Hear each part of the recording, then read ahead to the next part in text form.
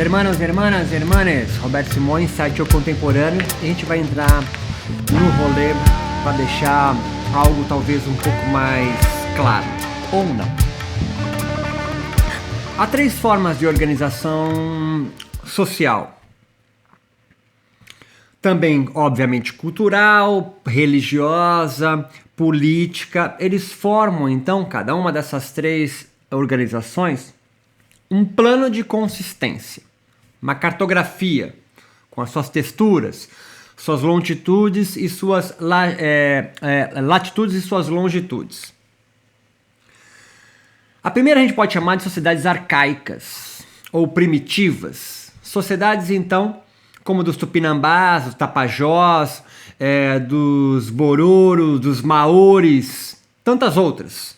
Arcaica aqui não tem um aspecto negativo, mas tem de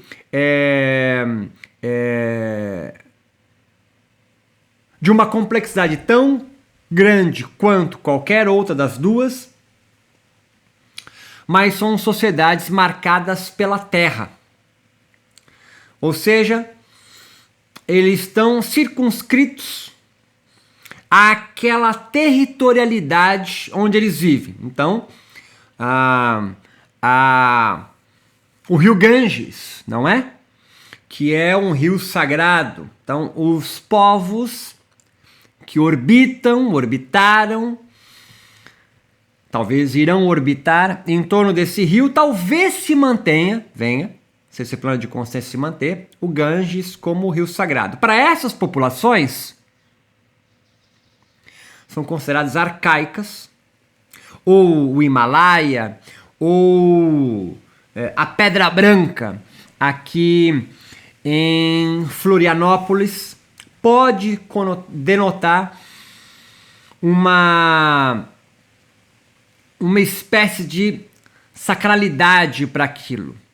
Eles são então marcados pela terra, e às vezes são marcados na pele mesmo, assim, com escarificações, tatuagens, olha os maores.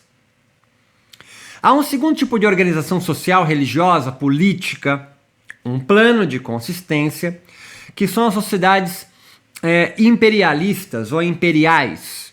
Eles são marcados pelo déspota. Pense sociedade imperial azteca, sociedade imperial inca, sociedade imperial portuguesa, greco-romana, a do Japão, do seu imperador Deus Sol.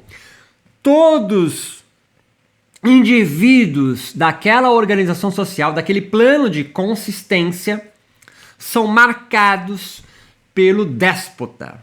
Eles orbitam em torno do déspota. E eu venho falando isso e tu tá imaginando uma escala ascendente. Tudo bem, fica por aí, porque você é marcado por um tipo de organização social de imperialista para capitalista, que é a próxima. E a gente vai amarrar isso. Um terceiro tipo de organização social, do século XIX para o XX, surge uma organização social que ela é a capitalista.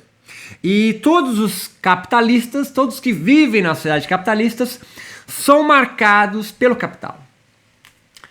Tanto a sociedade arcaica, quanto a imperialista, quanto a capitalista, capturam os desejos de quem orbitam nesse plano de consistência. A minha filha, 16 anos, nasceu num extrato da realidade onde o plano de consistência capitalista ficou absolutamente feliz da vida quando ela ganhou, ou ela fez, o cartão de crédito dela de um banco digital. E ela montou a lojinha dela do Enjoei, ela vende as coisinhas dela. Entenda! Desde tenra idade, mesmo a minha filha, e não importa porque ela orbita comigo, mas com 16 anos, já orbita em outros cartografias e longitudes.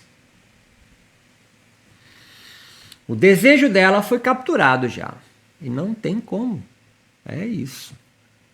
Se ela tivesse nascida dentro de uma sociedade imperialista, todos os desejos dela, e sai do contexto sexual, né, o freudiano da porra, iriam orbitar em torno de um déspota.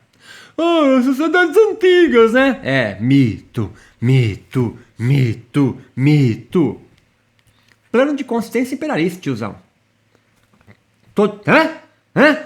Tava tudo organizadinho, né? Tava organizadinho, não tava? Arcaicos são os índios, né? Aí tem os imperialistas que eram... Agora, não, tá tudo acontecendo, tiozão.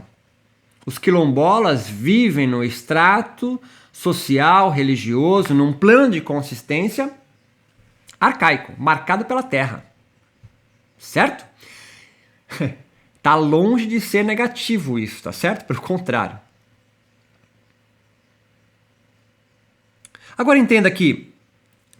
Como que eu me livro disso e tenho os meus desejos de volta pra mim? Ah, é um trampo, hein, tio? É um trampo, hein? É um trampo. Todos os planos de consistência, eles produzem ficções que curam. Curam o quê? Curam os problemas da realidade.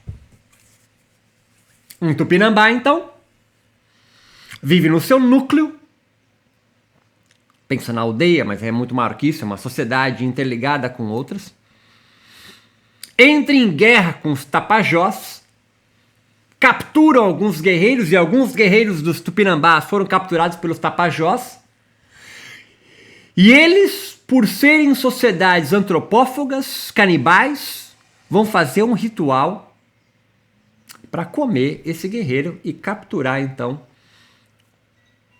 o desejo de guerreiro dele para dentro de si. Mas isso é primitivo. É primitivo, é primitivo. E aqui alguns vão entender como negativo, né? No capitalismo, olha só, minha filha faz um ritual para comemorar um cartão de crédito que ela faz de um banco digital. Exatamente. Você comemora quando você tem 10k, 8k, sei lá, essas porra de seguidor no Instagram, não é? Isso não é negativo, eu não tô tirando sarro disso, tô só colocando que numa sociedade capitalista a gente vai tendo uma vida gamificada, né? Tem sempre um sininho para tocar, um negocinho assim. Na sociedade imperialista a gente gira em torno de um déspota.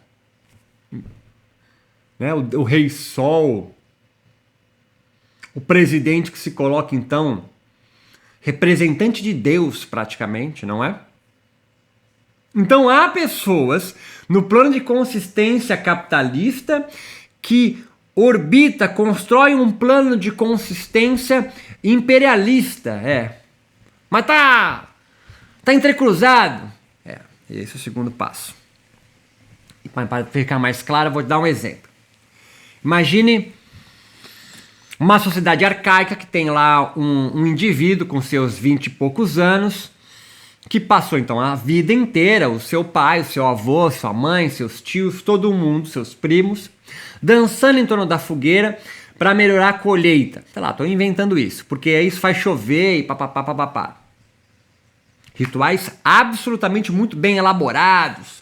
São meses preparando essa fogueira e todo o campo e a sociedade para melhorar a colheita. E aí chega um engenheiro. E fala assim, o engenheiro da Damares: ô garotão, tem nada a ver esse negócio aí não. Aí ele vem, traz a Maju para explicar que a chuva não vem porque se dança em torno de uma fogueira, mas a condensação do rio, papapá, que pega na montanha, que condensa, forma a nuvem, blá blá blá, e é o ninho, e blá blá blá.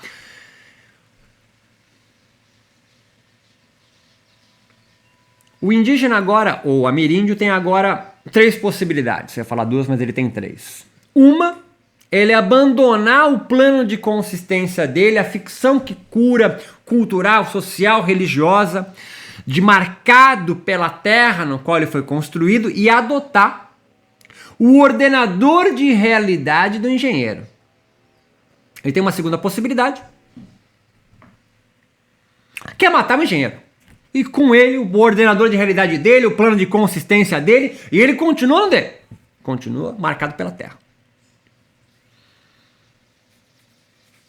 A gente tem uma terceira possibilidade, que é juntar o ritual dele marcado pela Terra com a explicação científica do engenheiro marcado pelo capital, provavelmente, e construir uma terceira ficção que cura numa junção desses dois planos de consistência. Chamamos isso de linha de fuga. Porque se ele não cria isso, a realidade onde ele vive, o plano de consistência onde ele vive, está abalado. Gera dúvida. Gera dúvida. E ele então faz uma mescla disso aí. Ou ele mata o cara e já era. Ou adota a visão. Então, nós temos aí então dois planos de consistência, dois ordenadores de realidade que entram em choque. Um explicando a chuva pela metodologia científica de uma outra organização social. Outros legitimadores, não é mais o xamã, o feiticeiro, o chefe da tribo, sei lá, que legitima isso acontecer, mas são papers e o caralho a quatro, sei lá o que. O cara veio de arma, então ele parece, sei lá. Quando você quer chegar, Beto? Eu quero chegar no seguinte, que há duas formas de perceber isso, provavelmente você percebe de uma forma dual, que é preto no branco, é bem ou mal, é um ou outro, não tem, diz que diz. Essa terceira via que o ameríndio fez de criar uma explicação juntando dados da ciência do engenheiro com a da tradição dele, vai gerar algo mestiço, não é? Algo que não é real. Na verdade, se você realmente é dual mesmo, você vai entender que o engenheiro tem a razão. Bem que agora vai começar a complicar para sua cabeça. Você tem no pressuposto que há uma linha hierárquica de progresso, de organização social e conhecimento do mundo. E eu estou te colocando aqui que existem infinitos estratos que orbitam em planos de consistência. Então, no mundo dual, existem ideais, abstrações, transcendentalismos. Só há um plano de consistência que pode existir. Por isso o ameríndio juntou, né? Porque ele vai construir uma mescla para continuar vivendo em um só. Ele não consegue se perceber ou não consegue ser afetado e perceber que pode existir infinitos planos de consistência, infinitos ordenadores de realidade, infinitas ficções que curam, produzindo soluções criativas para um dado coletivo. Esse é um mundo transcendente, ideal, abstrato. Dentro do yoga, são as pessoas que orbitam na busca por um yoga perdido. Um yoga ideal, um yoga raiz, que na junção, né, do engenheiro, né, os yogis então que entram em contato com o mundo ocidental, essa organização capitalista, pautada na metodologia científica, e mesclam, como esse ameríndio fez, com dados da tradição do yoga para tentar achar alguma coisa lógica, porque assim, a tradição tem que estar certo, e a ciência também está certo, existe um caminho do meio. Ele não consegue conceber que tanto a explicação científica quanto a explicação antiga, arcaica, primitiva, né, podem ambas estarem certas, mas que fazem sentido em planos de consistência, em estratos da realidade diferente. E claro, você pode criar uma linha de fuga. A gente faz isso pra caralho. Agora existe uma outra perspectiva que abre para a possibilidade de infinitas outras perspectivas coexistindo. Esse é o mundo não dual, ou o plano da imanência. Todos os planos coexistem em seus infinitos estratos que constituem agora, como ondas que vai e vêm, realidades. Vem com essa parte difícil.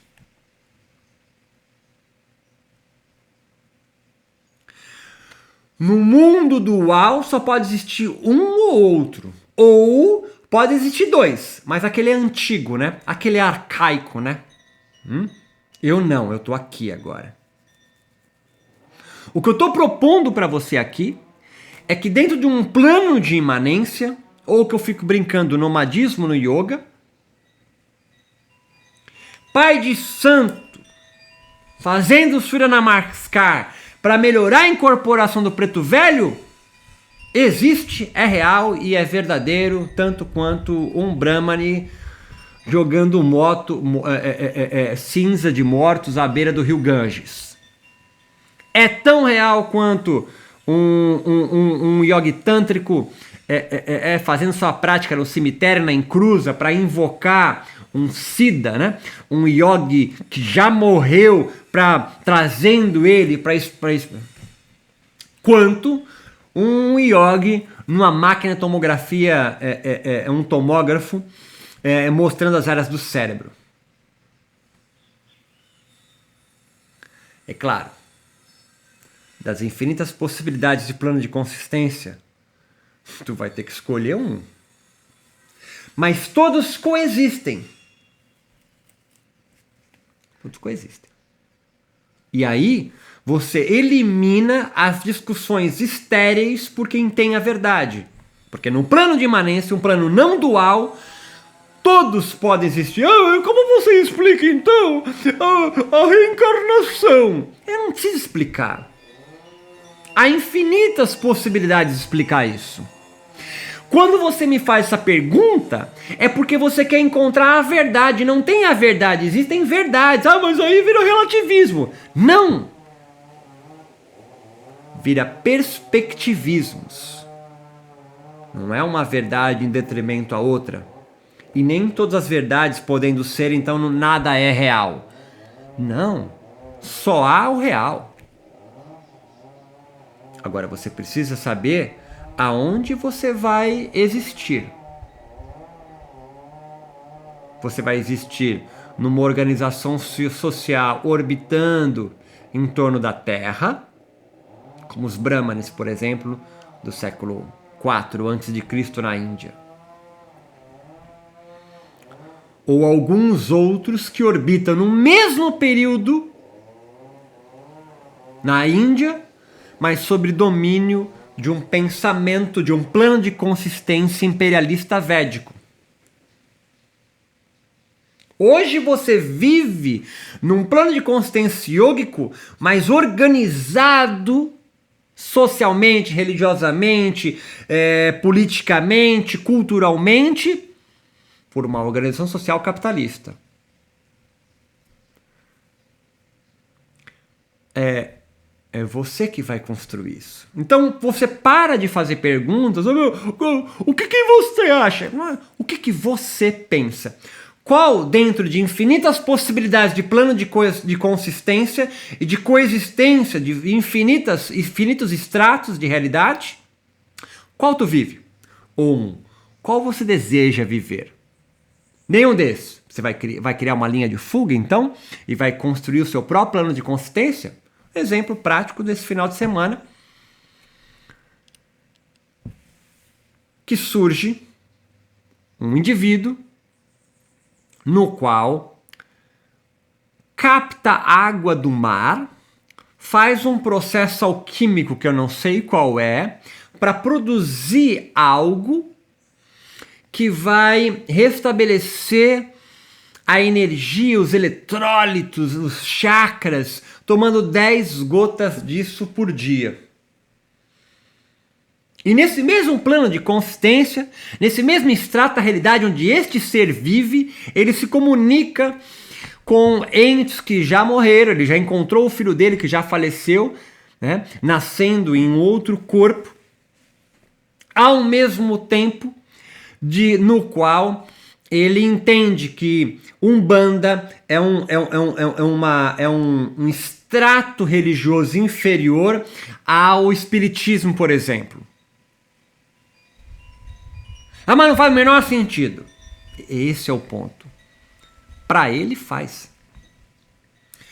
Ele orbita, ele construiu, ele foi sendo construído num plano de...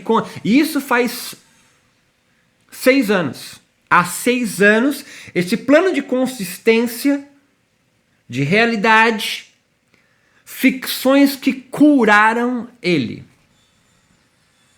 ficções curaram ele. Eu conheço uma pessoa no qual, ao longo de 4, 5 anos de contato com a astrologia védica, foi mudando o seu plano de consistência, seu extrato da realidade, no qual realmente acredita que, por exemplo, sei lá, Marte existe. Marte, não o planeta, mas o Deus que habita Marte, sei lá, que rege esse planeta Marte da guerra, ele realmente existe e está aqui regendo o universo. Assim como você acreditou e acredita muito mais no plano de consistência, tenho quase certeza, do engenheiro do que do ameríndio que dança em torno da fogueira para fazer chover. Porque dançar em torno da fogueira para chover, no plano de consistência que construiu para você, pautado em diretrizes científicas, puta merda, ele é atrasado, né? Ele é um pensamento selvagem. Tá entendendo? O que eu estou propondo, então, é você orbitar, você viver num plano de consistência que é não dual, no plano da imanência, onde você vai viver num plano de consistência que você construiu, mas você não entende outros estratos como inferiores ou superiores. Não há hierarquia, é o caos. Mas a cada mergulho no caos, um indivíduo pode trazer um pedaço de novas terras e ir construindo o seu próprio plano de consciência, como esse meu exemplo. Que o cara pega a água do mar, faz um processo que eu não sei qual é, vai produzir um barato que cura ele. Ele não usa nem máscara, olha só. Você toma cloroquina, que poderia estar tomando água ou pudim. E quando eu falo isso, por mais que eu quisesse, eu gostaria, mas não tô... Realmente esse cara vive num plano de consistência porque orbita dentro de uma organização social imperialista que gira em torno do déspota. O déspota é quase representante de Deus. Vem comigo, tio. Lembra os samurais? Os caras um gênio, budismo zen, passam um dia aprimorando a arte do arco e flecha. Mas se aquela criança de 18 anos, que ele considera o rei do sol, um adolescente imberbe no Japão, que é o imperador, mandasse este poeta zen, que faz poemas da cerejeira, se matar, ele pegava o bagulhinho e enfiava na cabeça, enfiava na barriga. Enfiava na barriga. Por quê? Dentro do plano de consistência dele, isso não é suicídio, isso é fazer a vontade do déspota, que é quem mantém esse meu plano de consistência real. No encontro do Japão imperial com o plano de consistência europeu, norte-americano, capitalista, foi entrando em choque. E outros planos de consistência foram sendo criados a partir desse. Meu nome é Roberto Simões, site Eu Contemporâneo, e vai dormir com isso aí, tiozão.